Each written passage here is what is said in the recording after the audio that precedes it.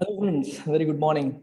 So ఇవాళ editorial start చేయడానికి ముందు మన వెబ్సైట్ ఒకసారి మీ అందరికీ మళ్ళీ చూపిస్తున్నాను, so that you get familiarized with what all courses we are offering.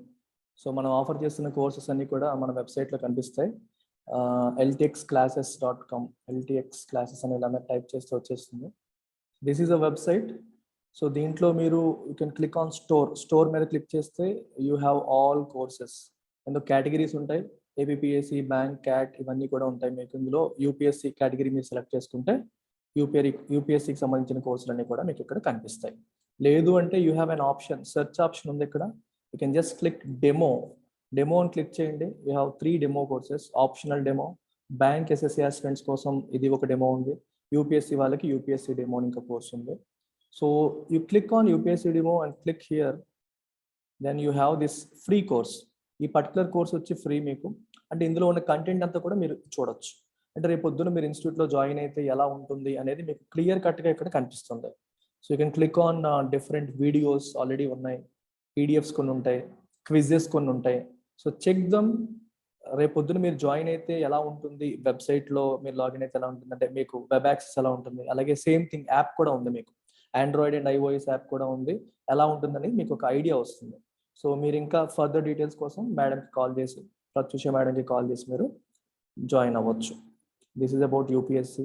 అలాగే ఆప్షనల్ డెమో కూడా ఉంది. యూపీఎస్సికి మనం 4 ఆప్షనల్స్ అందిస్తున్నాం: public administration, anthropology, political science and sociology. 4 optionals అందిస్తున్నాం. ఈ 4 ఆప్షనల్స్ కూడా మీరు ఏది కావాలన్నా జాయిన్ అవ్వచ్చు. బ్యూటీ ఏంటంటే మన ఇన్స్టిట్యూట్లో ఎవరైనా ఆప్షనల్ జాయిన్ అయితే you have an option to switch. పబ్యాడ్లో మీరు జాయిన్ అయ్యి కొన్నాళ్ళు అయ్యాక మీరు డెసిషన్ మార్చుకుని పిఎస్ఆర్కి చేంజ్ అవుతారన్నా there won't be any additional charges. మీరు సేమ్ ఫీజుకి మీరు వేరే ఆప్షన్లకి స్విచ్ అయ్యే ఛాన్స్ కూడా ఉంటుంది. సో ఐడియల్గా స్విచ్ అవ్వకూడదు. ఒకవేళ అవ్వాలి అని అనిపించినా సరే you are not to be penalised. మీకు పెనలైజ్ చేయడం అనేది ఉండదు. That is the beauty of this thing. So I recommend all of you to come here, do a search, demo చేయండి. యూపీఎస్సీ అయితే యూపీఎస్సీకి, ఆప్షనల్ అయితే ఆప్షనల్కి, బ్యాంక్ ఎస్ఎస్సి అయితే బ్యాంక్ ఎస్ఎస్సికి తీసుకొని go to the demo course, enrol in to it. It is free. You can check the quality of faculty, check the app, అన్ని check చేసుకొని మీకు నచ్చినట్లయితే మీరు హ్యాపీగా వచ్చి జాయిన్ కావచ్చు. So that's about it. So let's begin today's editorial. As I promised, నేను ప్రతిరోజు కూడా మంచి ఎడిటోరియల్సే తీసుకోవాలని ఫిక్స్ అయ్యాను. సో ఇవాళ కూడా అలాగే taken beautiful editorial from page number 6.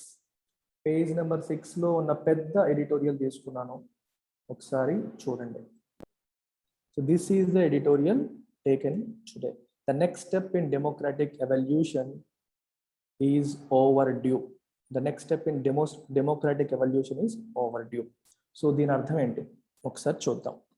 What is the meaning of democratic evolution? Democratic evolution అంటే అర్థం ఏంటి? ఎవల్యూషన్ అంటే gradual development of anything. Evolution of humans అంటాం కదా, హ్యూమన్ ఎవల్యూషన్ అని చెప్పి మాట్లాడతాం. హ్యూమన్ ఎవల్యూషన్ అంటే మనుషులు ఎలాగ పరిణామం చెందారు, ఎలా ఇంప్రూవ్ అయ్యారు.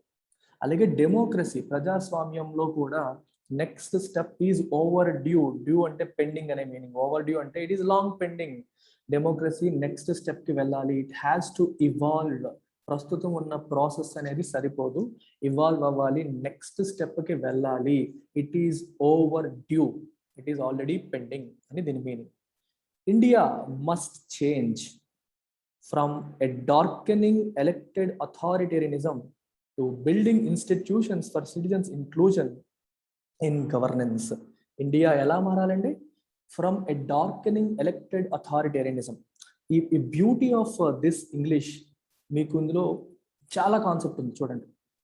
Authoritarianism, democracy. డెమోక్రసీ అంటే ఏంటి అర్థం, అథారిటేరియనిజం అంటే అర్థం ఏంటి? అథారిటేరియనిజం అంటే అర్థం ఏంటి? Ruler will decide everything and everyone has to follow. Authority, oppression, వాళ్ళు చెప్పిందే జరగాలి అనే తత్వం అథారిటేరియనిజం. మనం హిట్లర్, నెపోలియన్ ఇట్లాంటి వాళ్ళలో చూసింది అథారిటేరియనిజం. మరి డెమోక్రసీ అంటే ప్రజాస్వామ్యం, ultimate power in the hands of people. So అంటే ఏ డెసిషన్ తీసుకున్నా సరే it has to be bound by law, rule of లాని అనుసరించి, కాన్స్టిట్యూషన్కి లోబడి, ప్రజలతో కన్సల్ట్ చేసి, ప్రజలతో లేదా ప్రజల చేత పాలసీస్ చేయబడేది డెమోక్రసీ. అది మనం చూసే democracy. Unfortunately what we are seeing today is elected authoritarianism. అథారిటేరియనిజంలో ఎలక్షన్స్ ఉండవు. సో రూలర్స్ ఉంటారు, వాళ్ళు ఎవరికి పవర్ అంటే వాడు రూలర్ అవుతాడు, వాడు అందరినీ అప్రెస్ చేస్తాడు, తను చెప్పిందే మాటనే వెళ్తాం. కానీ ఇప్పుడు మనం చూస్తుంది ఎలక్టెడ్ అథారిటేరియనిజం. అంటే వీళ్ళు రూలర్స్ కాదు, ఇన్ ద సెన్స్ వీళ్ళు రాచరికంగా వచ్చిన వాళ్ళు కాదు, ప్రజల చేతే ఎన్నుకోబడుతున్నారు, డెమోక్రాటిక్ గానే ఎలక్ట్ చేయబడుతున్నారు. Unfortunately once they are elected they are behaving like monarchs, they are behaving like authoritarians. నేను ఇంకా పదవి అనేది శాశ్వతం అన్నట్టుగా, వాళ్ళ మాటే చెల్లాలి అన్నట్టుగా, ఎదుటి వాళ్ళ మాటకి ఎటువంటి అవకాశం ఇవ్వకుండా, కన్సల్టేషన్స్ లేకుండా, ప్రతిపక్షాలతో కానీ ప్రజలతో కానీ సంప్రదింపులు లేకుండా పాలసీ మేకింగ్ అని జరుగుతుంది. వాళ్ళు ఏదనుకున్నారో అదే ప్రజలపైన రుద్దుతున్నారు. అందుకే దీన్ని ఎలక్టెడ్ అథారిటేరియనిజం అంటాం. డెమోక్రసీలో ఉన్న ఎలక్షన్స్ అనే కాంపోనెంట్ ఉంది, అయినా సరే మొనార్కీలో రాచరికంలో ఉండే అథారిటేరియనిజం కూడా కలిపి వచ్చేసింది. సో డెమోక్రసీలో ఉన్న ఎలక్షన్స్, రాచరికంలో ఉన్న అథారిటేరియనిజం కలిపేసి ఎలక్టెడ్ అథారిటేరియనిజం అనేది మనం చూస్తున్నాం. డార్కెనింగ్ అని అన్నారు. డార్కెనింగ్ అంటే వర్సనింగ్, పరిస్థితులు రోజు రోజుకి వర్సన్ అయిపోతున్నాయి. ఇలాంటి పరిస్థితి నుంచి ఇండియా ఏమవ్వాలి? It must change. దేనికి మారాలి? It must change from this situation to building institutions for citizens inclusion in governance. ప్రభుత్వ పరిపాలనలో, గవర్నెన్స్ లో ప్రజలని ఇన్వాల్వ్ చేసే సిస్టమ్స్ బిల్డ్ చేయాలి. పీపుల్ని ఇన్వాల్వ్ చేయకుండా మీరే మొత్తం డెసిషన్స్ తీసేసుకుంటే అది ప్రజాస్వామ్యం కాదు అనేది ఇక్కడ ఉద్దేశం. బిఫోర్ గోయింగ్ ఫర్దర్ మీకు ఒక చిన్న కాన్సెప్చువల్ అండర్స్టాండింగ్ ఇవ్వడానికి ట్రై చేస్తాను. ఈ అండర్స్టాండింగ్ ఉంటే మీకు ఇది ఇంకా బెటర్గా అర్థమవుతుంది. సో లెటస్ మనం డెమోక్రసీ అనే పదం వింటున్నాం కదా, డెమోక్రసీలో ఒక 3 పదాలు చెప్తాను చూడండి. డైరెక్ట్ డెమోక్రసీ విన్నారా? Direct democracy, indirect democracy. Direct democracy అంటే అర్థం ఏంటి? ఇండైరెక్ట్ డెమోక్రసీ అంటే అర్థం ఏంటి? ఇండైరెక్ట్ డెమోక్రసీ ఇండియాలో ఫాలో అవుతాం. We also call it representative form of democracy. It is representative form of democracy. అంటే ప్రజలు డైరెక్ట్ గా పాలసీ మేకింగ్ లో ఇన్వాల్వ్ అయితే అది డైరెక్ట్ డెమోక్రసీ.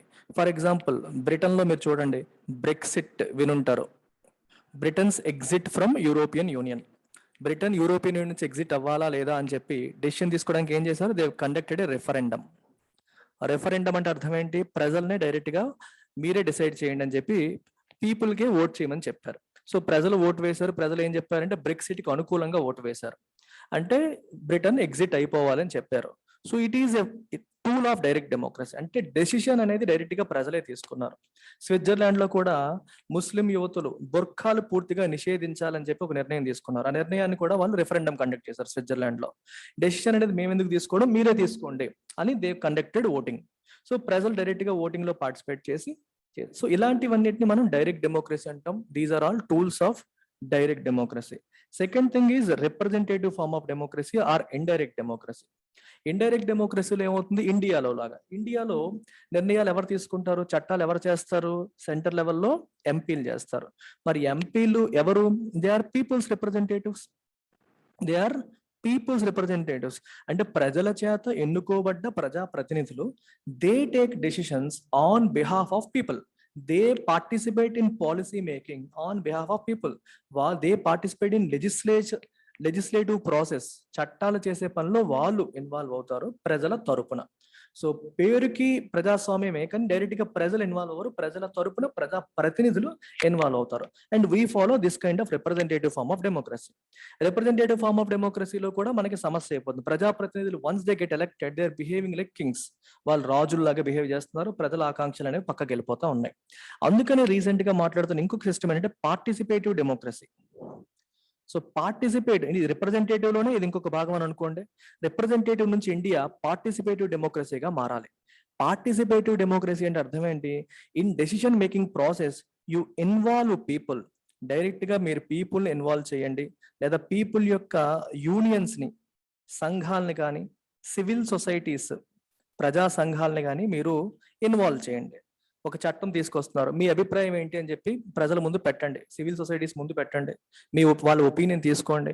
ఆపోజిట్ ఒపీనియన్ అయితే దానికి ఎక్స్ప్లెనేషన్ ఇవ్వడానికి ట్రై చేయండి, లేదా పార్లమెంట్ ఒక ఫోరం గా ఉపయోగించి డిస్కస్ అండ్ డెలిబరేట్ ఇష్యూస్ పైన డెలిబరేషన్ జరగాలి, డిస్కషన్ జరగాలి.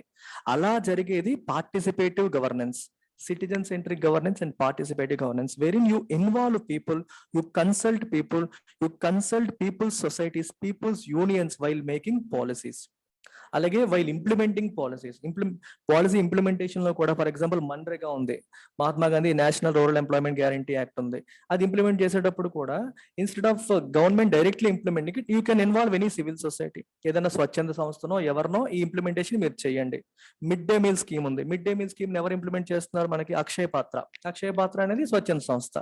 అక్షయ పాత్ర వాళ్ళకి ఇచ్చి వాళ్ళ ద్వారా ఇంప్లిమెంట్ చేయించడం. అంటే కొన్ని కార్యక్రమాల ఇంప్లిమెంటేషన్ లోను, పాలసీ మేకింగ్ లోను ప్రజా సంఘాలని, స్వచ్ఛంద సంస్థల్ని ఇన్వాల్వ్ చేస్తే అది participative form.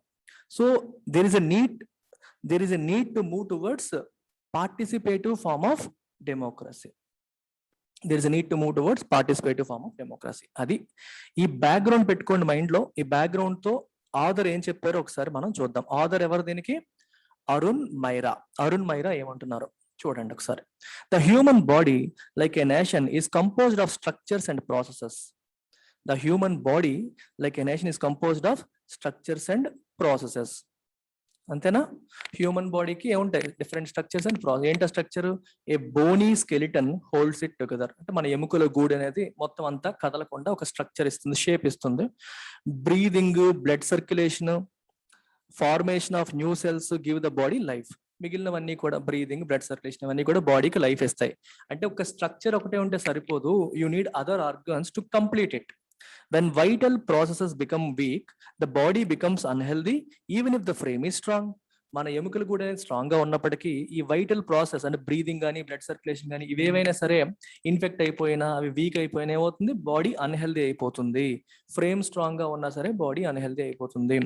When they seize అంటే when they stop functioning, over powered by infection కి గురయ్యి అవి సరిగ్గా పనిచేయడం మానేస్తే లైఫ్ సీజెస్, మన ప్రాణం కూడా ఆగిపోతుంది. And the bones remain to be buried. ఈ బోన్స్ ని బరీ చేయడం తప్పితే, పూర్తి చేయడం తప్పితే ఇంకా ఏమీ మిగలదు. ఎందుకు చెప్తున్నారు ఇదంతా? He will compare democracy to body, elements of democracy. మన బాడీలో ఎలా అయితే ఎముకల గూడు అనేది ఒక structure plus other life process అన్ని ఉంటే కంప్లీట్ అవుతుందో, ఇక్కడ కూడా అంతే. ఇక్కడ కూడా మనకి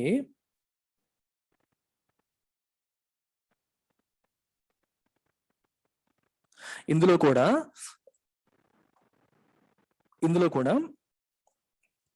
a democratic nation or any nation is also composed of structures. దీంట్లో కూడా డిఫరెంట్ స్ట్రక్చర్స్ ఉంటాయి. ఏంటవి? It's constitution and laws. Just like our bony structure, ఎముకల గూడు లాగా డెమోక్రాటిక్ నేషన్ కి కూడా మెయిన్ స్ట్రెంగ్త్ ఏంటమ్మా?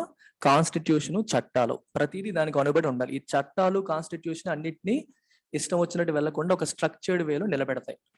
What distinguishes democratic nations from authoritarian ones is the liveliness of citizens' participation in the governance of their nation. Authoritarian nations ki, democratic nations ki difference enti? What distinguishes, రెండిటిని separate చేసేది ఏంటి? liveliness of people's participation. Authoritarian nations లో they take decisions, people have to follow. ఇప్పుడు మీరు north Korea తీసుకుంటే అతను ఏ నిర్ణయం తీసుకుంటాడని ప్రజలు వెయిట్ చేయడమే తప్పితే వీళ్ళ ఒపీనియన్ కి అక్కడ ఇంపార్టెన్స్ లేదు. ఎవరు వీళ్ళని కన్సల్ట్ చేయరు, వీళ్ళని అడగరు. అక్కడ ఏం జరిగినా వీళ్ళు ఊరుకోవడం తప్పితే చేసేదేం లేదు. కానీ డెమోక్రాటిక్ నేషన్స్ లో people participate in decision making. That's the liveliness. జీవం ఉంటుంది. లేకపోతే ఏదో శవాల్లాగా, జీవోత్సవాల్లాగా వాళ్ళు చెప్పేది మనం ఫాలో అవడమే తప్పితే మనకంటూ ఒక ఇంపార్టెన్స్ లేని పరిస్థితి ఉంటుంది. So governance of their nation లో పీపుల్ పార్టిసిపేషన్, సిటిజన్ పార్టిసిపేషన్ అనేది డెమోక్రసీస్ లో ఉంటుంది, వాటిలో ఉండదు. That's the core difference.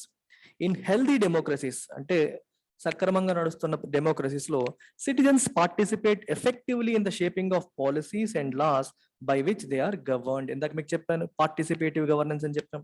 ఒక డెమోక్రసీ హెల్దీగా ఉన్నట్టు అర్థం పీపుల్ అక్కడ పవర్ఫుల్ గా ఉన్నారు, పీపుల్ ఆర్ పవర్ఫుల్ అని అర్థం. అంటే people participate in law making, చట్టాలు తయారు చేయడంలో, పాలసీ మేకింగ్ లో పీపుల్ పార్టిసిపేట్ చేస్తున్నారు అని అర్థం.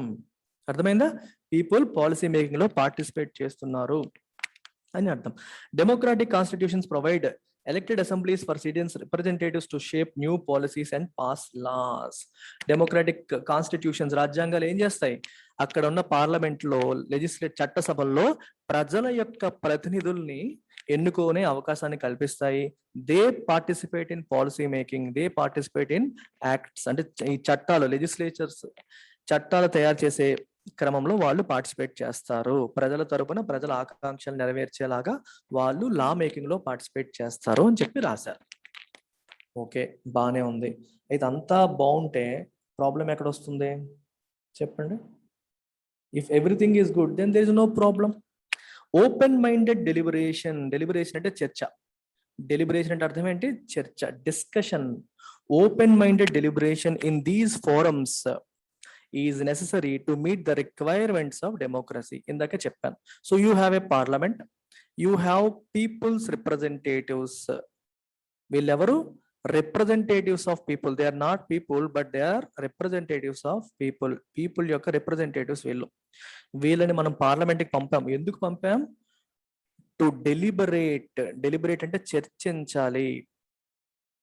To deliberate about people's problems. ప్రజల యొక్క సమస్యల పైన డెలిబరేషన్స్ చేయాలి, డిస్కషన్స్ అనేవి చేయాలి. అందుకోసం మనం పంపిస్తున్నాం. అందుకే ఇక్కడ రాశారు డెమోక్రాటిక్ కాన్స్టిట్యూషన్స్. ఇక్కడ ఏం రాశారు? Democratic constitutions provide elected assemblies for citizens representatives to shape new policies and pass laws. కొత్త విధానాలను తయారు చేయడానికి, చట్టాలు పాస్ చేయడానికి చేశారు. Open minded deliberation. Open minded deliberation అంటే అర్థం ఏంటి? ఓపెన్ గా. ప్రాబ్లం ఏంటంటే ఈరోజు క్లోజ్ మైండెడ్. నువ్వు పార్లమెంట్ లో వెళ్ళేటప్పుడు ఏం మాట్లాడాలో డిసైడ్ అయిపోతావు. నువ్వు నీ పార్టీ ఏం చెప్పింది అది మాట్లాడాలని ఫిక్స్ అయిపోయి మాట్లాడడం అనేది మొదలు పెడతారు. వీళ్ళంతా ముందే ఫిక్స్ అయిపోయి మాట్లాడతారు తప్పితే ఎదుటి వాళ్ళ మాట వినరు. So nobody is paying attention. If you observe it, nobody is paying attention. Nobody is paying attention to what the other person is saying. పక్కనోడు ఏం చెప్తున్నాడు అని ఎవ్వరూ వినట్లేదు. పక్కనోడు ఏం చెప్తున్నాడు అని ఎవరు వినకుండా అందరూ ఫోకస్ ఏంటి? నేనేం చెప్పాలి, చెప్తున్నానా లేదా. అందుకనే ఓపెన్ మైండెడ్ డెలిబరేషన్ జరగట్లేదు. అందుకే ఇక్కడ రాశారు open minded deliberation in these forums is necessary to meet the requirements of democracy. Democracy యొక్క రిక్వైర్మెంట్స్ ని మనం మీట్ అవ్వాలి అంటే ఓపెన్ మైండెడ్ గా డిస్కషన్ జరగాలి. You tell your point of view, you also listen to others point of view. అది జరగాలి.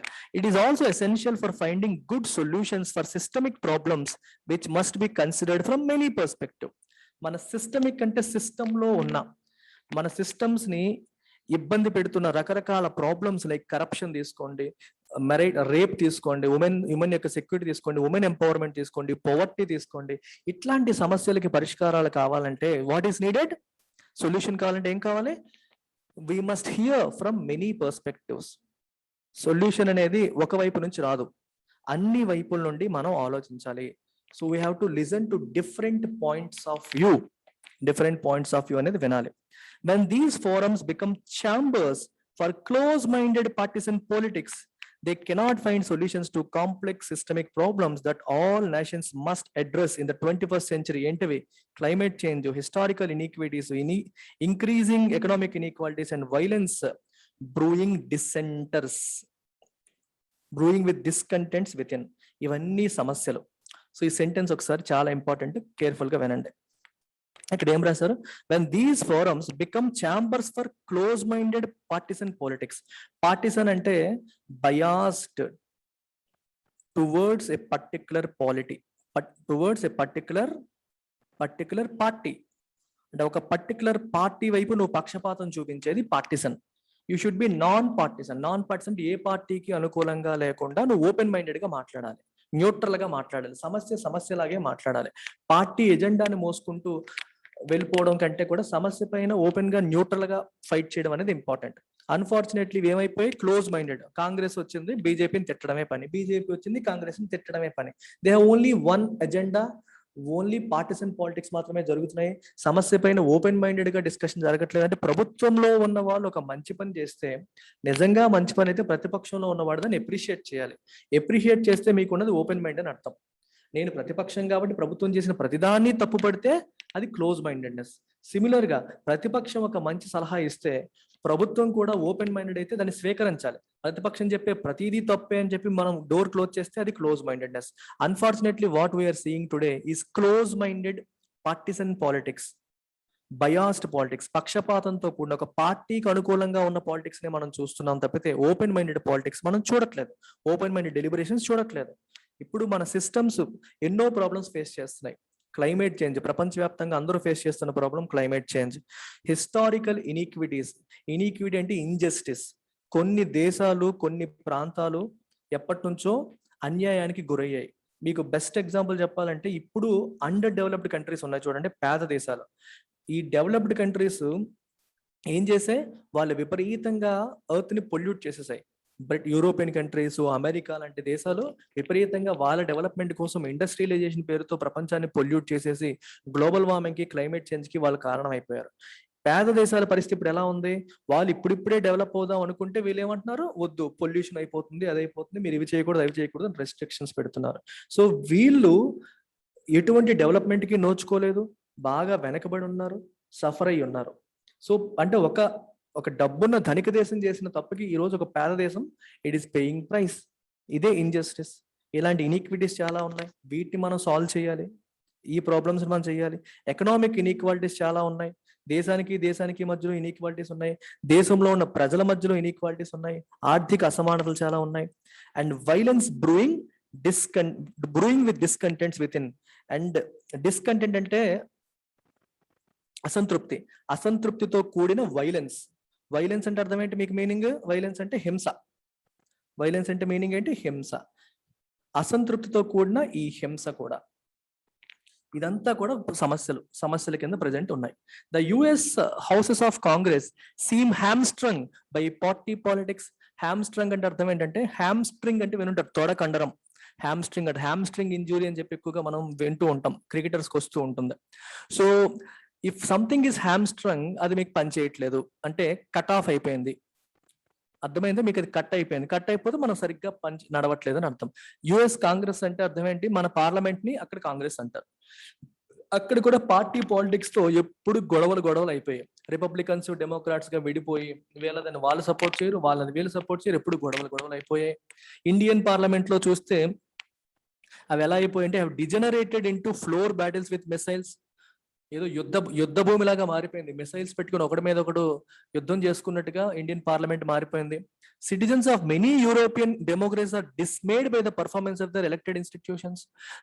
European democracies లో కూడా ప్రజలందరూ కూడా దే ఆర్ డిస్మేడ్ అంటే అర్థం ఏంటి, స్ట్రెస్ఫుల్ అయిపోయారు. ఎందుకంటే అక్కడ డెమోక్రసీ సరిగ్గా ఫంక్షన్ కావట్లేదు అని చెప్పి they are completely stressed out. So అంటే అక్కడ కూడా డెమోక్రసీస్ సరిగ్గా ఫంక్షన్ చేయట్లేదు. So this is the problem that we're facing today. Democracy సరిగ్గా ఫంక్షన్ అమెరికాలో, యూరోపియన్ కంట్రీస్ లో కూడా చేయట్లేదు, అమెరికాలోనూ బాగాలేదు, ఇండియాలోనూ బాగాలేదు. అంటే ప్రతి దేశంలో కూడా డెమోక్రసీ అనేది అనుకున్నంతగా ఎలా ఉండాలో అలా ఉండట్లేదు. It is not in a good shape. అందుకే ఇట్ మస్ట్ ఎవాల్వ్, నెక్స్ట్ స్టేజ్కి వెళ్ళాలి, డెమోక్రసీ మారాలి, ఎవాల్వ్ అవ్వాలని చెప్పి ఆథర్ చెప్తున్నారు. Constitutions, elections and assemblies, elections and assemblies are not all that democracy needs to function. Constitution, ఎలక్షన్లు, అసెంబ్లీలు ఉంటే డెమోక్రసీ నడిచేస్తుందా? సరిపోదు. అవి ఉంటే సరిపోదు అంటున్నారు. రాజ్యాంగాలు ఉన్నాయి, ఎలక్షన్స్ ఉన్నాయి, అసెంబ్లీస్ ఉన్నాయి, పార్లమెంట్లు ఉన్నాయి, అయినా సరిపోదు. డెమోక్రసీ సరిగ్గా ఫంక్షన్ చేయాలంటే అవి సరిపోవు. Though this is what the simplistic US vision of converting nations to democracies seems to suggest. అర్థమవుతుందా? అమెరికా వాళ్ళు అనుకున్నారు, సరిపోతుంది అని అనుకున్నారు. ఏమని? కాన్స్టిట్యూషన్, ఎలక్షన్లు, అసెంబ్లీలు ఉంటే సరిపోతుంది అని చెప్పి వాళ్ళు అనుకున్నారు. సో అమెరికా ఏం చేసిందంటే, చాలా దేశాలని ఆర్మ్డ్ ఇంటర్వెన్షన్స్, డైరెక్ట్ గా ఆయుధాలతో ఆ దేశాల వ్యవహారాల్లో తలదూర్చి, ఇంటర్వెన్షన్ అంటే ఇంకొక వ్యవహారంలో తలదూర్చడం, వాళ్ళని డెమోక్రసీస్ కింద మార్చేసింది. ఆన్ ద హీల్స్ ఆఫ్ అంటే క్లోజ్లీ ఫాలోయింగ్. వీళ్ళు ఆర్మ్డ్ ఇంటర్వెన్షన్స్ చేసి ఆ తర్వాత చాలా దేశాలని డెమోక్రసీస్ కింద అమెరికా మార్చినప్పుడు ఏమనుకుందంటే, కాన్స్టిట్యూషన్, ఎలక్షన్, పార్లమెంట్ ఉంటే చాలు, డెమోక్రసీ ఫంక్షన్ అయిపోతుంది అమెరికా అనుకుంది. అయితే సరిపోతుందా? సరిపోదు. చూడండి, democracies have life from what happens out side the elected chambers and what happens between elections. Democracy అంటే ఓన్లీ ఎలక్షన్స్, పార్లమెంటు కాదు. అంటే పార్లమెంట్ లోపల ఏమవుతుందో అది మాత్రమే కాదు, ఎలక్షన్స్ అప్పుడు మాత్రమే డెమోక్రసీ కాదు. రెండు ఎలక్షన్స్ మధ్య జరిగే ప్రతి రోజు కూడా ఇంపార్టెంటే. పార్లమెంట్ బయట జరిగే డిస్కషన్స్ అండ్ డెలిబరేషన్స్ కూడా ఈక్వల్లీ ఇంపార్టెంట్ అని చెప్పి ఆయన అంటారు. పార్లమెంట్ లో జరిగే డిస్కషన్స్ మాత్రమే డెమోక్రసీ కాదు, ఎలక్షన్స్ మాత్రమే కాదు, ప్రజలు ఇన్వాల్వ్ అవ్వాలి, డెలిబరేషన్స్ జరగాలి, చర్చలు జరగాలి, డైలాగ్స్ జరగాలి. అవి జరిగినప్పుడే ఒకళ్ళ ఒపీనియన్ ఇంకొకరు గౌరవించాలి. అలా గౌరవించినప్పుడే డెమోక్రసీకి మీనింగ్ ఉంటుంది. ప్రజాస్వామ్యం అంటే పీపుల్ పవర్ఫుల్ అయిపోయారంటే ఎలా అయిపోతారు? వాళ్ళ ఒపీనియన్కి, వాళ్ళ మాటకి వెలుగుంటేనే కదా పవర్ఫుల్ అయినట్టు. సో పీపుల్ యొక్క మాట, పీపుల్ యొక్క అభిప్రాయాన్ని మనం ప్రతి సందర్భంలో తీసుకోవాలి అనేది ఉద్దేశం. People who belong to different political factions, practice different religions and have different histories within the history of their nation must listen to each other and learn to live democratically together every day of their lives. అర్థమైందా? Democracy అనేది, డెమోక్రసీకి life ఉంది అంటే అర్థం ఏంటి? Elected ఛాంబర్స్లో elections టైంలోనే జరిగింది కాదు. 2 ఎలక్షన్స్కి మధ్యలో, ఎలక్టెడ్ ఛాంబర్స్కి మధ్యలో, అంటే ఈ పార్లమెంట్ లాంటి ఫోరమ్స్ బయట ఏం జరుగుతోంది, అక్కడ ఎలా జరిగితే డెమోక్రసీకి లైఫ్ ఉన్నట్టు చూడండి. అక్కడ రాశారు క్లియర్గా. డిఫరెంట్ పొలిటికల్ ఫ్యాక్షన్స్ అంటే రకరకాల పొలిటికల్ గ్రూపులకు చెందిన వాళ్ళు, డిఫరెంట్ రిలీజియన్స్కి చెందిన వాళ్ళు, డిఫరెంట్ హిస్టరీస్ ఉన్న వాళ్ళు, అంటే మీ హిస్టరీ వేరు వాళ్ళ హిస్టరీ వేరు, must listen to each other. ఒకళ్ళు వేరే వాళ్ళ వ్యూ పాయింట్ ని వినాలి. టుడే చాలా మీరు ఈ స్టేట్మెంట్ వినుంటారు, we always listen to reply, not listen to understand. ఒకళ్ళు ఒక మాట అంటే దానికి ఎలా రిప్లై ఇవ్వాలి అనే ఉద్దేశంతో మనం వింటున్నామే తప్పితే దాన్ని ఎలా అర్థం చేసుకోవాలి అని మనం ప్రయత్నం చేయట్లేదు. We listen to reply and not understand. That is a big problem. We are listening to reply and not to understand. We should listen to understand. Other నీ పాయింట్ ఆఫ్ వ్యూ నీకు ఎలాగో తెలుసు, అటువైపు వ్యక్తి ఏం చెప్తున్నాడు, అతని పాయింట్ ఆఫ్ వ్యూ ఏంటి, అది అర్థం చేసుకునే ప్రయత్నం కోసం మనం వినాలి. Unfortunately, that is not happening. Therefore, what healthy democracies need most of all, healthy democracies కి ఏం కావాలి? Most of all is are processes of democratic deliberations among citizens themselves. ప్రజల మధ్యలోనే ప్రజాస్వామ్యబద్ధమైన డెలిబరేషన్స్, చర్చలు జరగాలి. ఒక హిందువు ముస్లింతో కూర్చొని చర్చించాలి, సిఏఏ ఉండాలా ఉండకూడదా. ఒక బీజేపీ వాడు కాంగ్రెస్ వాడితో కలిపి కూర్చొని మాట్లాడుకోవాలి. మనం మనిషి ఒక దారిలో ఉంటే ప్రజలు నష్టపోతారు, డిస్కస్ చేద్దాం రండి. Open minded deliberation, close minded కాదు. నీ పాయింట్ ఎదుటి మీద వదలడం కోసమే కాదు, ఓపెన్ మైండ్తో ఉండి నీలో తప్పులుంటే తెలుసుకొని ఎదుటి వాళ్ళు కరెక్ట్ చేస్తే దాన్ని విని సరిదిద్దుకునే తత్వంతో మనం డెలిబరేషన్స్ అనేవి చేయాలి. అలాంటి డెలిబరేషన్స్ అనేవి ఉండాలి. అప్పుడే డెమోక్రసీ అనేది హెల్దీగా ఉంటుంది, ఆరోగ్యకరంగా ఉంటుంది. Widening fissures. ఫిషర్ అంటే గ్యాప్. ఫిషర్ అంటే ఇక్కడ మీనింగ్ ఏంటి? గ్యాప్. వైడనింగ్ అంటే అర్థం ఏంటి? ఇంకా ఇంకా పెరిగిపోతున్నా అని అర్థం. వైడనింగ్ అంటే చూడండి, ఇప్పుడు ఇద్దరి మధ్య గ్యాప్ వచ్చింది, ఈ గ్యాప్ ఇంకా పెరిగిపోయింది అనుకోండి, దట్ ఈస్ వైడనింగ్ ఫిషర్స్. ఎవరెవరికి మధ్యలో గ్యాప్స్ పెరుగుతున్నాయి ఇక్కడ రాశారు చూడండి, ఏం రాశారు? Sadly the cracks in Indian nation dividing people like us from people not like us. మనలాంటి వాళ్ళు కాని వాళ్ళు అని దేశం 2 ముక్కలుగా వెళ్ళిపోతుంది. ఇప్పుడు బీజేపీ వాడు చూడండి, బీజేపీని సపోర్ట్ చేసేవాళ్ళు, బీజేపీని సపోర్ట్ చేయని వాళ్ళు, వాళ్ళదొక ఫ్యాక్షన్, వీళ్ళదొక ఫ్యాక్షన్. ఇలా క్రాక్స్ అపియర్ అవుతున్నాయి. క్రాక్స్ అంటే గ్యాప్స్. క్రాక్ అంటే తెలిసి గోడ క్రాక్ వచ్చిందంటాం, గ్యాప్స్ అనేవి వచ్చేస్తున్నాయి. And these are widening in institutions at the top as well as in relationships on the ground. High లెవెల్లో మొదలుపెట్టి కింది లెవెల్లో ప్రజల మధ్యలో కూడా గ్యాప్స్ వచ్చేస్తున్నాయి. Majoritarian electoral system of democracy will harden these divisions in India. Electoral system ఇది, elections జరుగుతాయి, ఎలక్షన్స్ అయినప్పుడు ఏం చేస్తారు, వీళ్ళు ఇంకా రెచ్చగొడతారు, మన గ్రూప్కి ఆపోజిట్ గ్రూప్ మీద ఇంకా కోపం తెప్పిద్దాం. అలా విపరీతంగా హార్డెన్ అంటే ఆల్రెడీ ఉన్న బ్యాడ్ క్వాలిటీని ఇంకా బలం చేకూర్చడం. అర్థమైందా? ఈ యొక్క ఫీలింగ్స్ని ఇంకా రెచ్చగొట్టి, ఈ డివిజన్స్ని ఇంకా రెచ్చగొట్టి will harden these divisions in India as they are in United States. United స్టేట్స్లో ఎలాగైతే ఎలక్షన్స్ పీపుల్ మధ్య డిఫరెన్సెస్ క్రియేట్ చేస్తున్నాయి, ఇండియాలో కూడా అలాగే ఎలక్షన్స్ వచ్చేసరికి ఇంకా ఈ డిఫరెన్స్ ఒపీనియన్స్ అనేవి ఇంకా పెద్దవైపోతున్నాయి. Therefore, stronger processes are urgently needed. అందుకనే మనకి ఏం కావాలి? స్ట్రాంగర్ ప్రాసెసెస్ అనేవి కావాలి. They are urgently needed for democratic discourses amongst citizens themselves to bind the national fabric before it frays further. ఇది చూడండి, నేషనల్ ఫ్యాబ్రిక్ అన్నారు. అంటే దేశాన్ని ఒక ఫ్యాబ్రిక్, ఒక బట్టతో పోల్చాడు. ఒక బట్ట ఎలా తయారవుతుంది? రకరకాల దారాలతో బట్ట తయారవుతుంది. దారాలన్నీ కలిపి కుడితేనే కదా మనకి బట్ట తయారవుతుంది. ఇక్కడ ఫ్రే అన్నారు. ఫ్రే అంటే అన్రావెల్, అంటే దారాలు ఊడిపోవడం.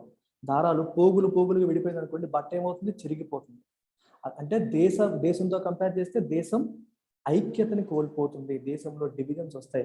డివిజన్స్ వచ్చి దేశం ఇంకా విడిపోయి కకావికలం అయ్యే లోపు we need strong processes to bind the nation. అంటే దేశాన్ని కలిపి ఉంచడానికి, అంటే ఒక బట్ట విడిపోకుండా పోగులు పోగులుగా విడిపోకుండా కలిపి ఉండడానికి అనే సెన్స్ లో దేశం కలిపి ఉంచేలాగా, ప్రజలు విడిపోకుండా, ప్రజల మధ్య సుహృద్భావ వాతావరణం అనేది పోకుండా ఉండేందుకు వి నీడ్ ప్రాసెసెస్. మనకి మంచి ప్రాసెసెస్ అనేవి అవసరం. The media which used to provide space for diverse perspectives to be heard is divided along partisan lines. ఇప్పుడు మీడియా ఉంది. మీడియా ఏం చేస్తుంది? It provides a platform for different people to come and speak. రకరకాల భావజాలాలతో ఉన్న వాళ్ళు వచ్చి మాట్లాడడానికి ఒక వేదికని కల్పిస్తుంది media. Unfortunately media is also divided and partisan lines. వాళ్ళు కూడా ఒక్కొక్కరు ఒక్కొక్క పార్టీకి కొమ్ము కాస్తున్నారు. పార్టిసన్ అంటే you are favourable to one party, ఒక గ్రూప్ కి మీరు ఫేవరబుల్ అయిపోయారు. కొన్ని మీడియా హౌస్లు కొన్ని పార్టీలకి, ఇంకొన్ని మీడియా హౌస్లు ఇంకొన్ని పార్టీలకి వాళ్ళు ఫేవరబుల్ గా ఉంటూ డివైడ్ అయిపోయారు. ఓకే, మీడియా సంగతి పక్కన పెట్టండి. What about social media? Social media touted as a savior of democracy by enabling citizens to freely listen to many points of view has turned out to be a hardener of divisions. సరే, media అంటే ఎలా అమ్ముడుపోయింది అనుకుంటున్నాం. What about social media? Social మీడియాలో ఎవరు ఏదైనా మాట్లాడొచ్చు, ఎవరు ఏదైనా చేయొచ్చు, ఎవరు ఏదైనా పోస్ట్ చేయొచ్చు కదా.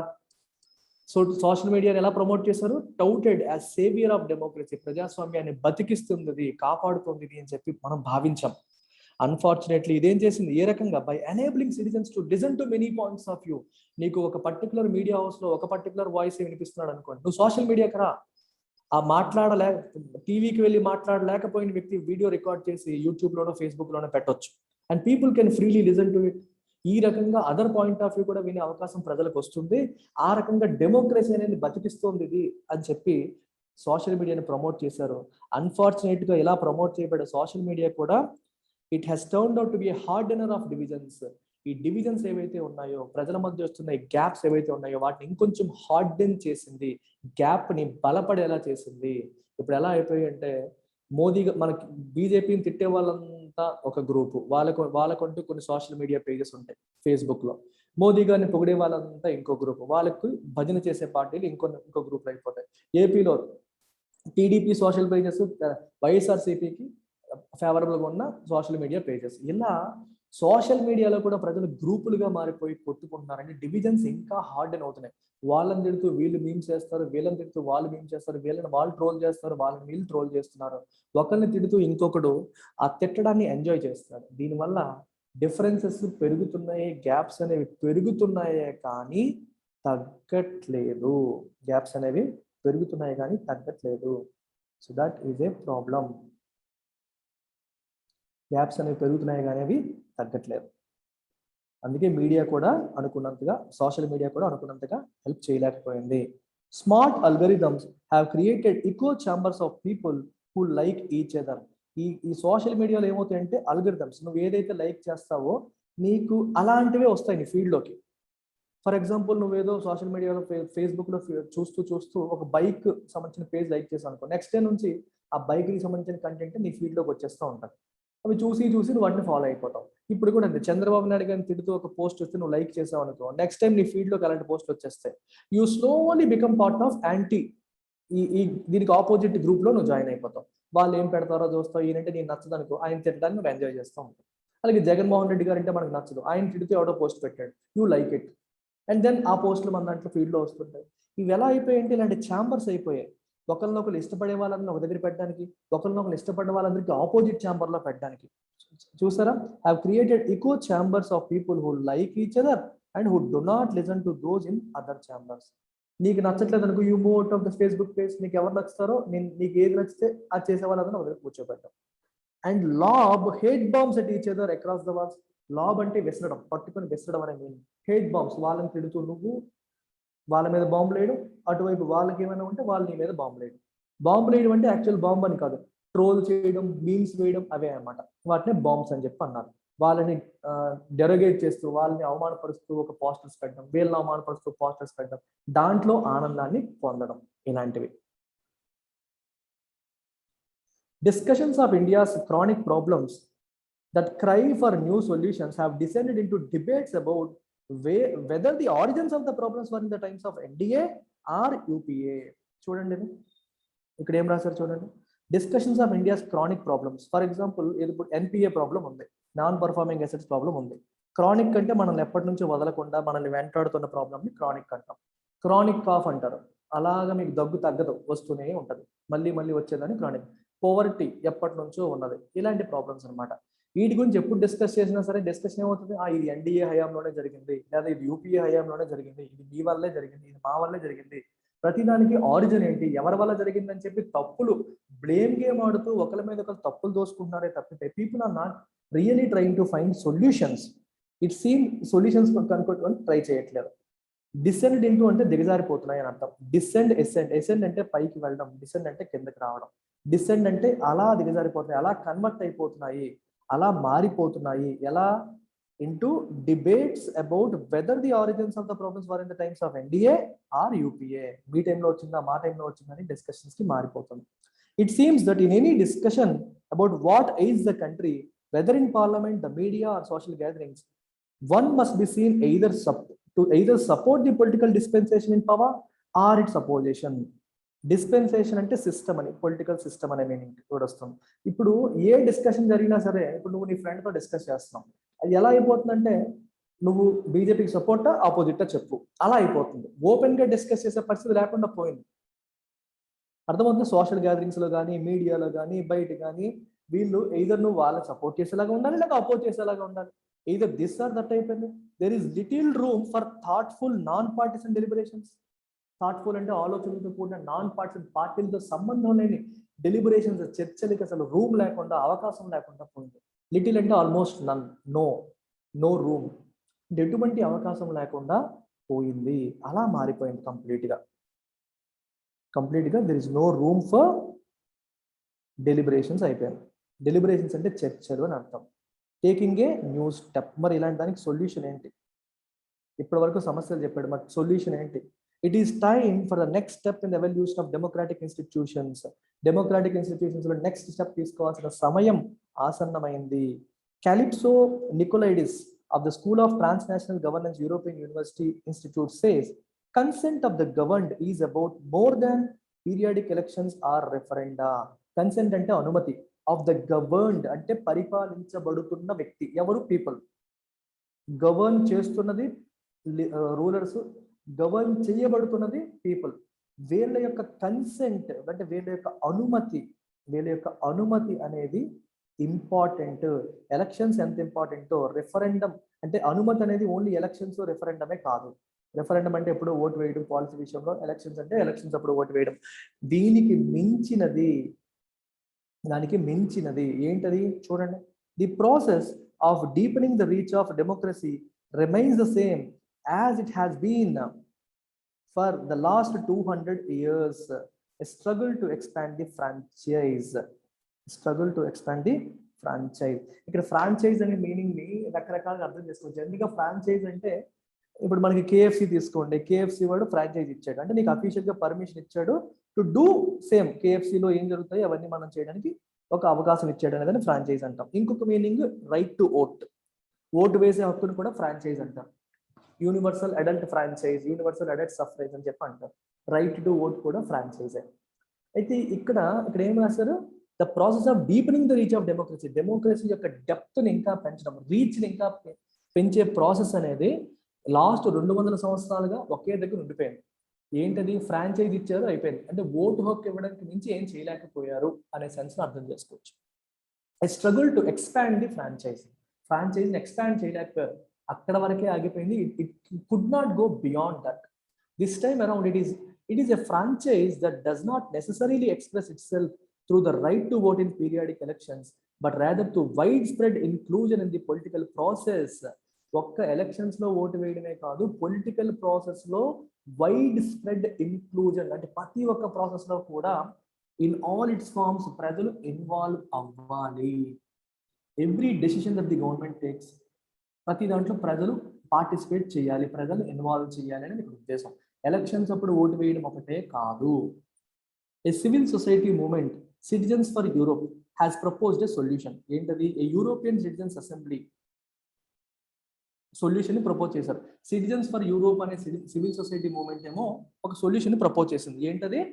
ఏ యూరోపియన్ సిటిజన్స్ అసెంబ్లీ అని చెప్పి ఒక సొల్యూషన్ వాళ్ళు ప్రపోజ్ చేశారు. ఏంటది? A permanent transnational forum for citizens participation and deliberation.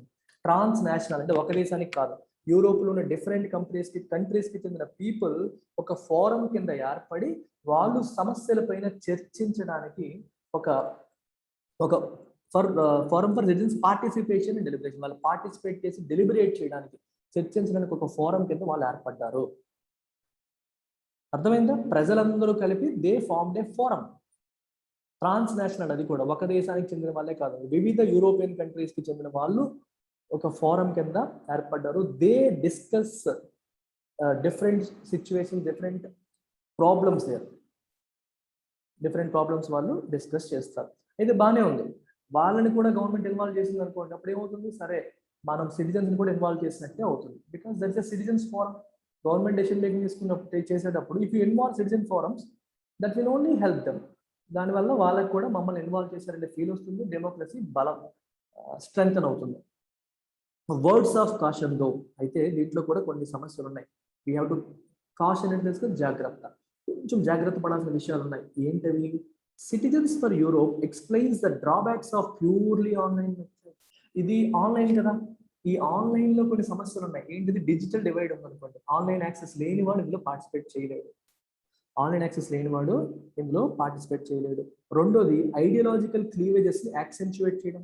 Cleavage అంటే గ్యాప్, ఐడియాలజికల్ అంటే మీ ఐడియాలజీ వేరు, వాళ్ళ ఐడియాలజీ వేరు. అది హిందుత్వ ఐడియాలజీ, మీకు సెక్యులర్ ఐడియాలజీ అనుకోండి, రెండింటికి గ్యాప్ ఉంటుంది. ఈ ఆన్లైన్ లో మళ్ళీ అందులో కూడా నీ వాళ్ళందరూ గ్రూప్ అయిపోయి కొట్టుకుంటారు. యాక్సెంచువేట్ అవ్వడం అంటే అది ఇంకా పెద్దదవడం, ఇంకా పెద్దదైపోవడం. ఆన్లైన్కి ఇది ఒక తలనొప్పి. ఎదురుగా ఉంటే కొంచెమన్నా మనిషి పద్ధతిగా మాట్లాడతాడు. ఆన్లైన్ అనేసరికి ఒక పద్ధతి, సభ్యత, సంస్కారం లేకుండా ప్రజలు బిహేవ్ చేస్తూ ఉంటారు. సో దానివల్ల గ్యాప్స్ ఇంకా పెరిగిపోతూ ఉంటాయి. That is another problem. And excluding groups affected by digital divide అని చెప్పాను కదా మీకు. ఆన్లైన్ యాక్సెస్ లేని వాళ్ళు, టూల్స్ లేని వాళ్ళు ఇందులో ఎక్స్క్లూడ్ అయిపోతారు. ఎవరికైతే ఇంటర్నెట్ యాక్సెస్ ఉందో, ఆన్లైన్ యాక్సెస్ ఉందో, టూల్స్ ఉన్నాయో వాళ్ళు మాత్రమే ఇందులో పార్టిసిపేట్ చేయగలుగుతారు. మిగిలిన వాళ్ళ ఒపీనియన్స్ ని అర్థం చేసుకునే అవకాశం రాదు. ఇది ప్రాబ్లం. ఆన్లైన్ మెథడ్స్ లో ఇది ఒక సమస్య ఉంది. అందుకే online forums must be supplemented by real meetings.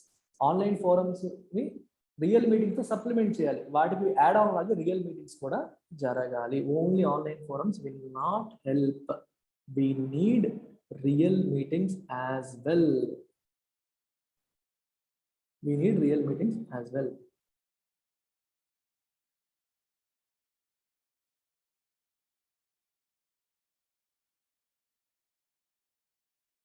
On the other hand, merely putting people together into a room does not create conditions for thoughtful deliberation. జనాలందరినీ ఒక రూమ్ లో తోసేస్తే థాట్ఫుల్ డెలిబరేషన్ జరిగిపోతుందా? సరే, 10 మందిని తీసుకొచ్చి ఒక రూమ్ లో పెట్టేసాం, మీరు మాట్లాడుకోండి అంటే అయిపోతుందా? అవ్వదు. Elected assemblies everywhere are cleaved along partisan lines. ప్రతి చోట పార్లమెంట్లు ఉన్నాయి, అసెంబ్లీలు ఉన్నాయి, అందులో జనాలందరూ ఆర్ క్లీవ్డ్, గ్రూపులకే విడిపోయారు. క్లీవ్డ్ అంటే మళ్ళీ గ్యాప్, విడిపోవడం అనమాట. అలాంగ్ పార్టిసన్ లైన్స్, పార్టీలకు అనుకూలంగా వాళ్ళు విడిపోయారు. అందరినీ ఒక రూమ్ లో పెట్టేసినంత మాత్రాన్ని డెలిబరేషన్ జరుగుతుందంటే జరగదు. అలా చేసినా సరే డెలిబరేషన్స్ జరగవు. James Madison, A framer of US constitution, had anticipated this. US constitution frame చేసిన జేమ్స్ మాడిసన్ ఇలా జరుగుతుందని చెప్పి ముందే ఊహించాడు, ఆయన యాంటిసిపేట్ చేశాడు. ఆయన ఏం రాశారు చూడండి. He wrote in a federalist paper number 55 పేపర్లో had every Athenian citizen been a Socrates, every Athenian assembly would still have been a mob. Socrates ane atanu is supposed to be the most intelligent person ever born. అప్పుడు Socrates ఉండేటప్పుడు ఆయన అందరికంటే intelligent, చాలా తెలివైన వాడు, గొప్పవాడు అని చెప్పి అందరూ అనుకునేవారు. ప్రతి ఎథెన్స్, గ్రీస్ లో ఉన్న ప్రతి ఒక్క ఎథెన్స్ అనేది గ్రీస్ రాజధాని, అందులో ఉన్న ప్రతి ఒక్క సిటిజన్ కూడా సాక్రటీస్ అంత తెలివైన వాడు అయినప్పటికీ అందరినీ మీరు ఒక రూమ్ లో కూర్చోబెట్టారు అనుకోండి, అది మాబ్ అయిపోతుంది. సో గుంపుగా మారిపోతారు తప్పితే వాళ్ళేమి థాట్ఫుల్ డెలిబరేషన్ చేసే వాళ్ళుగా అవ్వరు. అంటే క్వాలిటీ ఆఫ్ పీపుల్ ఉన్నంత మాత్రాన మనకి క్వాలిటీ డిస్కషన్ రాదు, క్వాలిటీ ఆఫ్ ప్రాసెస్ కూడా ఉండాలి. People alone is not sufficient, process is also required అని జేమ్స్ మాడిసన్ అప్పట్లోనే చెప్పడం జరిగింది. అదే రాశారు, it is not just the quality of people in the room that matters. Citizens meetings, online or offline, must be properly designed and professionally facilitated to enable all points of view to be listened to for new insights to emerge. Right, మనం ఒక మంచి quality people పెడితే సరిపోదు, మంచి quality process కూడా ఉండాలి. అంటే అన్ని పాయింట్స్ ఆఫ్ కూడా, అందరి పాయింట్స్ ఆఫ్ కూడా వినేలాగా ప్రాసెస్ని డిజైన్ చేయాలి. అప్పుడు మాత్రమే మనం మల్టిపుల్ పాయింట్స్ ఆఫ్ వ్యూ వినడం జరుగుతుంది. విన్న తర్వాత అందులో ఏది బెస్ట్ అయితే దాంట్లోకి వెళ్ళే అవకాశం అనేది ఉంటుంది. లేకపోతే నీకు డిఫరెంట్ పాయింట్స్ ఆఫ్ వ్యూ అనేవి బయటికి రావు, న్యూ ఇన్సైట్స్ అనేవి ఎమర్జ్ అవ్వవు, కొత్త కొత్త ఆలోచనలు అనేవి ఎమర్జ్ అవ్వవు అని అర్థం. New insights will not emerge.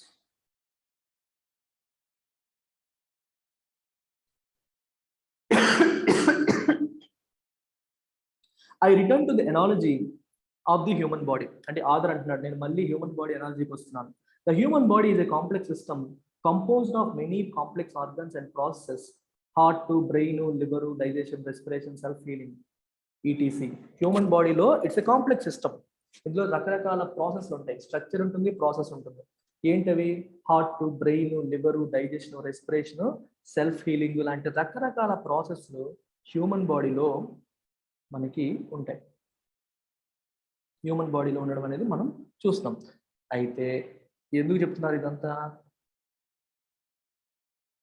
Breathing is a very simple process, చాలా సింపుల్ ప్రాసెస్.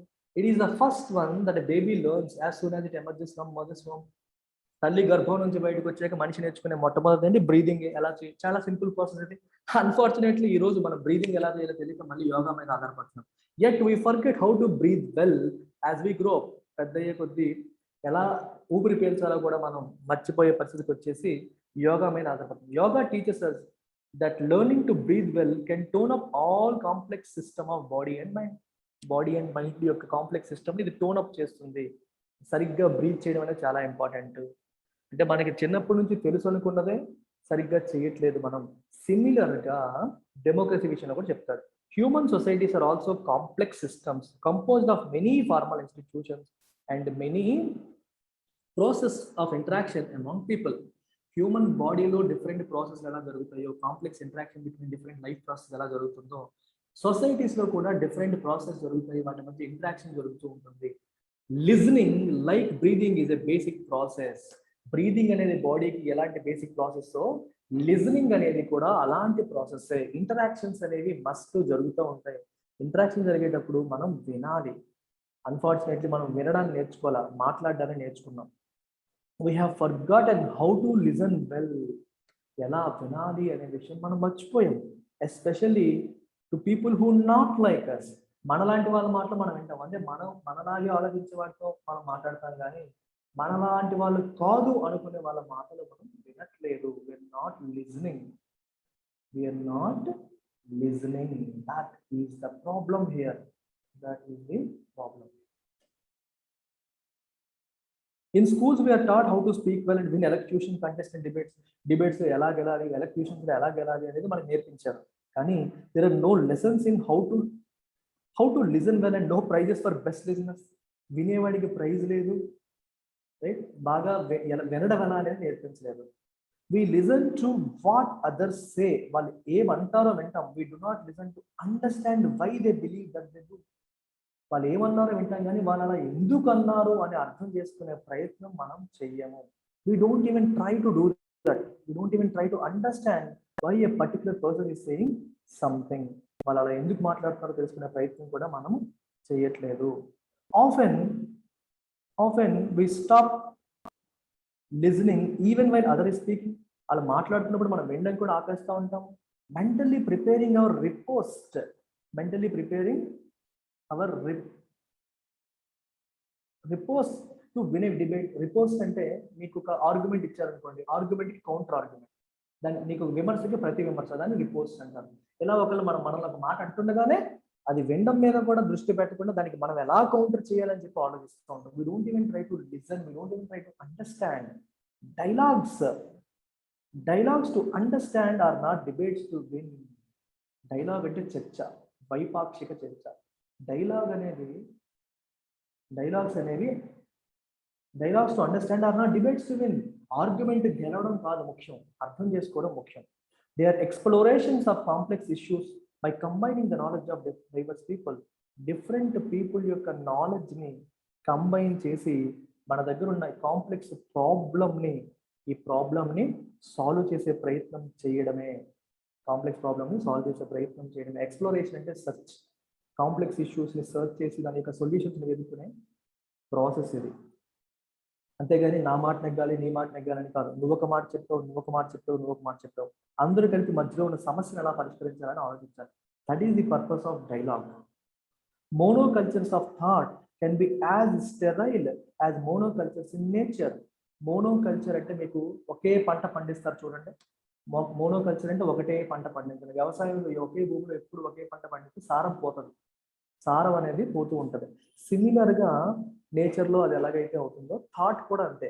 ఒకే థాట్ని మనం ఇన్కల్కేట్ చేస్తే, డైవర్సిటీని ఎంకరేజ్ చేయకపోతే ఇమాజినేషన్ రాదు, కొత్త తరహా ఆలోచనలు రావు. నువ్వు పక్కన వాడి మాటను పట్టించుకోకుండా నీ మాట మీద నువ్వు ఉంటే నువ్వు గ్రో అవ్వవు, అలాగే ఉండిపోతాము. We will not create new thoughts, new imaginations, new processes and new ideas.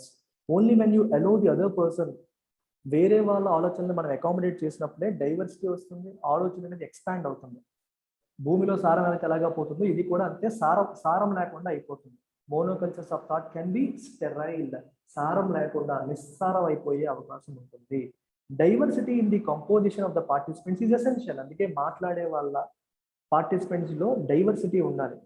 అందుకే different cultures, different caste, different religion చెందిన వాళ్ళు ఉండాలి కంపోజిషన్లో. It is essential for ensuring that complex issues are fully understood and new insights can emerge. Complex ఇష్యూని మనం సరిగ్గా అర్థం చేసుకోవాలంటే మన పాయింట్ ఆఫ్ వ్యూ ఒకటే కాదు, 4 పాయింట్స్ ఆఫ్ వ్యూ చూడాలి.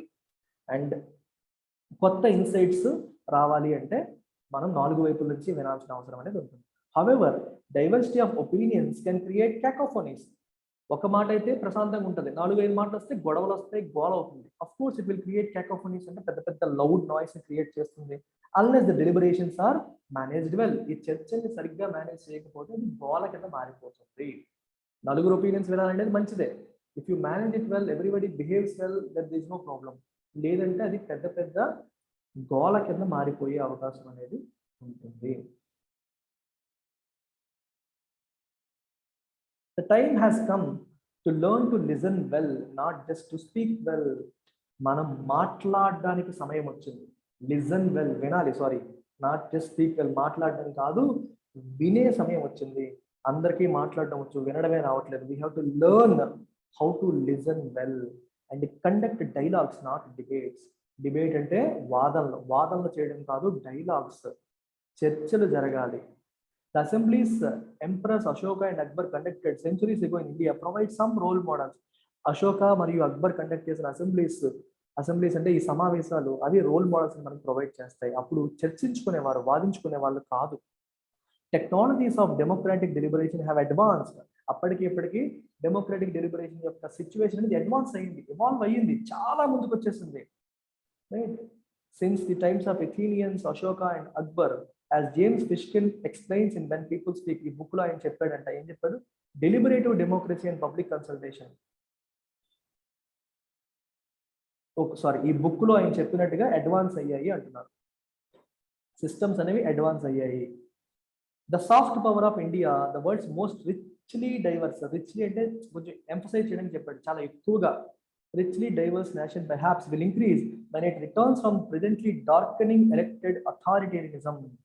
Present ఉన్న అథారిటేరియనిజం, డార్కెనింగ్ అంటే అర్థం ఏంటి? What is the meaning of darkening? Darkening అంటే worsening.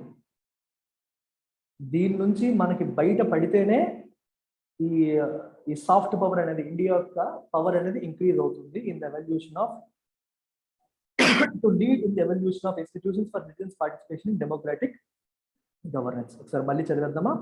The soft power of India the world's most richly diverse nation will increase. India యొక్క power ఎప్పుడు ఇంక్రీజ్ అవుతుంది? When it returns from the presently darkening elected authoritarianism. Present ఉన్న elected authoritarianism నుంచి బయటికి వచ్చి దేనికి వెళ్ళాలి? To lead in the evolution of institutions for citizens participation in democratic governance. ప్రజాస్వామ్యబద్ధమైన పరిపాలనలో సిటిజన్స్ పార్టిసిపేషన్ ని పెంచే సిస్టమ్ లోకి తీసుకెళ్ళాలి. అంటే ప్రతి విషయాన్ని మనం డిసైడ్ అయిపోయి అథారిటేరిజం మెయింటైన్ చేసే బదులు ప్రజల్ని సంప్రదించి, ప్రజా సంఘాన్ని సంప్రదించి పార్టిసిపేటివ్ డెమోక్రసీ కింద మారినప్పుడే ఇండియా లీడ్ చేస్తుంది. ఇండియా యొక్క పవర్ అనేది, సాఫ్ట్ పవర్ అనేది పెరుగుతుంది. ఒక డెమోక్రసీగా ప్రపంచ దేశాలు మనల్ని గుర్తిస్తాయి. అరే ఇండియా అనేది తన ఒపీనియన్స్ ని ప్రజల మీద రుద్దేయట్లేదు, ప్రజలతో సంప్రదిస్తుంది, మంచిగా చేస్తుంది. So the respect of other countries for India అనేది పెరుగుతుంది. Right? So this is about it. అయితే ఈ ఎంటైర్ ఎడిటోరియల్ యొక్క సమ్మరీ ఏంటి సార్ అని మీరు అడగొచ్చు. ఇంత పెద్ద ఎడిటోరియల్ చదివాం కదా sir, what is the summary? Summary is absolutely simple. ఏంటది? we must listen more than speak. మాట్లాడడం కాదు, వినడం నేర్చుకోవాలి. అదర్స్ పాయింట్ ఆఫ్ వ్యూని మనం గౌరవించాలి. మన పాయింట్ ఆఫ్ వ్యూని రుద్దడమే కాదు, రెండో వైపు కూడా వినాలి. ప్రభుత్వాలు కూడా వాళ్ళ వ్యూ పాయింట్స్ ని ప్రజల మీద రుద్దడం కాకుండా ప్రజలు ఏమనుకుంటున్నారో తెలుసుకునే ప్రయత్నం చేయాలి. గవర్నెన్స్ లో, పాలసీ మేకింగ్ లో ప్రజలని యాక్టివ్గా ఇన్వాల్వ్ చేయాలి, కన్సల్ట్ చేయాలి, సంప్రదింపులు జరపాలి. అప్పుడే డెమోక్రసీ అనేది నెక్స్ట్ స్టెప్ వెళ్తుంది. డెమోక్రసీ అంటే ఓన్లీ ఎలక్షన్స్ లో ఓట్లు వేయడం, పార్లమెంట్ లో చట్టాలు చేయడం మాత్రమే కాదు. 2 ఎలక్షన్స్ మధ్యలో జరిగేది, పార్లమెంట్ బయట జరిగేది కూడా డెమోక్రసీయే. సో ప్రజల మధ్య కూడా చర్చ జరగాలి, ప్రజల అభిప్రాయాన్ని కూడా ప్రభుత్వం గౌరవించాలి అనేది దీని యొక్క సారాంశం. రైట్? సో మన యూపీఎస్సీ ఇన్ఫినిటీ కోర్స్ డీటెయిల్స్ కూడా ఇక్కడ మెన్షన్ చేసి ఉన్నాయి. ఎవరైనా సరే మీరు కాల్ చేయాలంటే ఇక్కడ ఉన్న నెంబర్కి మీరు కాల్ చేయొచ్చు. ప్రత్యూష మేడం నెంబర్కి మీరు కాల్ చేసి డీటెయిల్స్ తీసుకోవచ్చు. It is a unique programme, something that gives you lifetime validity. మీకు యూపీఎస్సీకి ఎవరు లైఫ్ టైం వ్యాలిడిటీ ఇవ్వరు, వీఆర్ గివింగ్ ఇట్. ఫీజు కూడా మీకు 60,000 రూపీసే. అది కూడా మీరు నెలకి 5,000 కట్టొచ్చు. సో 12 నెలలు 12 into 5,000 కడితే సరిపోతుంది. సో యూపీఎస్సీ అంటేనే లక్షల్లో ఫీజులు కట్టాలి, ఒకేసారి కట్టాలి అనే పరిస్థితి నుంచి మనం ఫీజుని తగ్గించాము. మరియు ఇన్స్టాల్మెంట్స్లో ఎవరైనా సరే కట్టగలిగే సిచ్యువేషన్ మనం తీసుకొచ్చాం. మీ దగ్గర క్రెడిట్ కార్డులు, డెబిట్ కార్డులు ఉండాల్సిన అవసరం కూడా లేదు. గూగుల్ పే లేదా ఫోన్పే ద్వారా మీరు కూడా జాయిన్ కావచ్చు. మేడంకి కాల్ చేసి 5,000 పే చేసి మీరు జాయిన్ అవ్వచ్చు. You have complete access to the course. Take care, bye.